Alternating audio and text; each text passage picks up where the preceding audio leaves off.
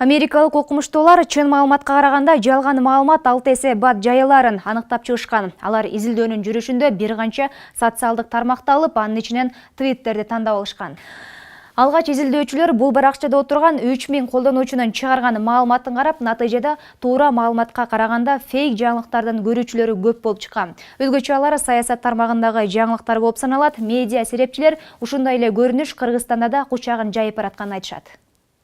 Кыргызстанда калктын басымдуу бөлүгү Facebook жана Instagram баракчаларында отурат. Өзгөчө жаштар. Алардын арасында бул тармак аркылуу фейк аккаунттарды түзүп алып, башка бирөөнүн атынан жабынып киргендер да бар. Ушундай жагдайга кабылган жаш кыздардын бири Жанара Турузбекова. Каармандын каалоосу менен бетин жабууга жана атын өзгөртүүгө туура келди. 22 жашта. Айтымында мындан бир ай мурун өзүнүн тааныштары эле Жанаранын атынан жаңы аккаунт ачып, алды $1000 чейин карыз акча алышып, коркутканга чейин барышыптыр. Тааныштарынын кылганы бул жоругу кыздын ден соолугуна терс таасирин берип, учурда дарыгерлерден жардам алууда. Албетте терс таасир алат да, себеп ал соц тармактарды эле жакшы жагын колдонсо болот адамчы. Мисалы өзүнүн атынан ачсын, макул, өзүнүн атынан ачып эле жакшы нерселерди бөлүшсүн.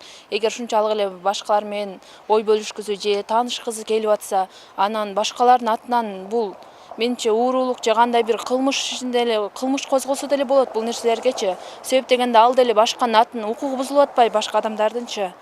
Жаштардын көбү жалган маалыматка алданып калып жатат деген жарандык активист маалыматты бир эмес бир нече булак менен салыштырып кароо керектигин айтат. Себеби жаш балдардан тарта улуу муундун өкүлдөрүнө чейин колдорунда көтөргөн уюлдук телефон аркылуу ар кандай сенсация жараткан фейк жаңылыктар менен кабардар болушууда. Өзгөчө социалдык тармактагы такталбай ой келди жазылган маалыматтар. Телевизордан көрбөй эле, в основном Facebooktардан окуп эле, же болсо жанагындай Instagram, Одноклассник болобу, ушундай эле интернет аркылуу эле окуп эле, ошол маалыматты кабыл алып эле, ушундай экен деп эле токтоп калышат да. То есть эч кимден сурабай, может быть, какой-либо независимый эксперттин мненияларын окуп эле, же болсо ушул материалдарды эмеге кандай десем, ушундай чоң деңгээлде изилдебей эле маалыматты кабыл алып беришет да.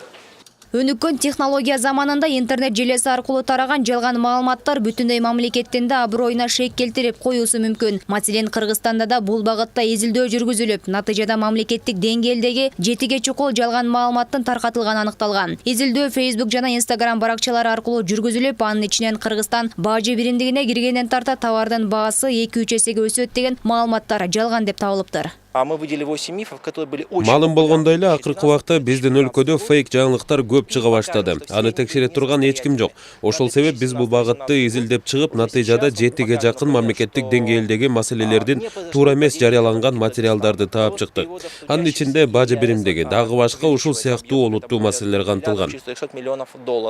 Ал эми саясат талдоочулар интернет булактарындагы жарыяланган маалыматтын 80% чындыкка коошпой турганын айтышат. Маселен, айрым интернет булактары саясат тармагында жүргөн адамдардын жумуштан кетиши боюнча да туура эмес маалымат жазган. Бул саясатчылардын эле эмес, коомчулуктун да көңүл чордонунда болгон. Азыр ошо ушакты деген Ак үйдөн мындай айтып атат, мындай имиш сөз деген ошо бат эле тарап мындай кабыл алып атат да эл. Ошон үчүн мен ойлойм 90% ошондой информация жагынан дезинформация болот, фейк болуп атат да. Мына Текебаев жакында чыгат деп.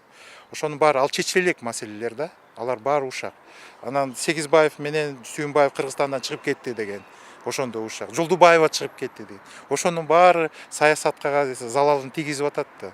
Медиа тармагындагы серепчилер интернет тармагындагы жарыяланып жаткан жалган маалыматтарды көзөмөлгө алган тиешелүү мамлекеттик комиссия түзүп, же бейтараптуу караган серепчилерди бул багытта иш алып баруусу керектигин сунушташат. Жазгүл Майдинова, Исламбек Майрамбеков, Нью ТВ.